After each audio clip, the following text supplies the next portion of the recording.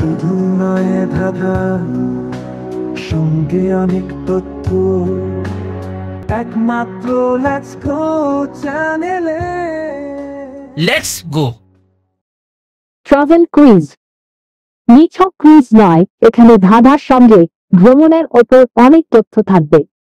প্রথমে দেখানো হবে তিনটি ছবি। এই তিনটি ছবি থেকে এক বা একাধিক অক্ষর দিয়ে তৈরি করতে হবে একটি পর্যটন স্থানের নাম, এবং সেই সঙ্গে আমরা জেনে নেব পর্যটন স্থানটির সম্বন্ধে কিছু তথ্য।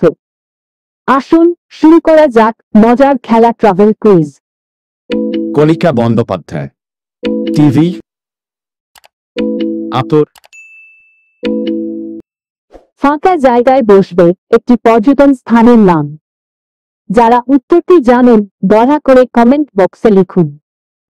আপনার লাইক, শেয়ার, কমেন্ট আমাদের এই ধরনের আরো ভিডিও তৈরি করার জন্য উৎসাহ দেবে। আর ভিডিওটি ভালো লাগলে অবশ্যই চ্যানেলটি সাবস্ক্রাইব করুন। আপনার সময় শুরু হচ্ছে এখন।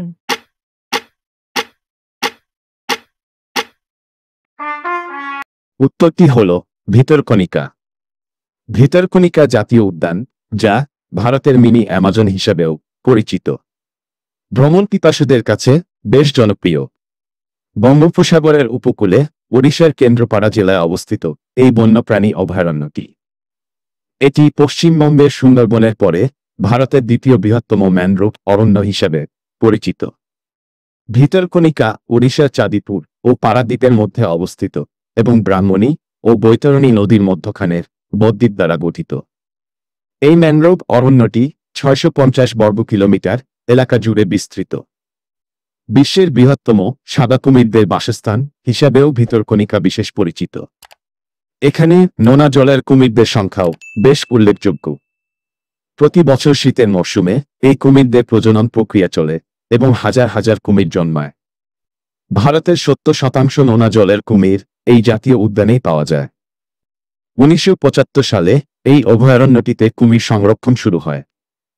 তবে তার আগে 1952 সাল পর্যন্ত এই জায়গাটি জমিদারদের মালিকানাধীন ছিল।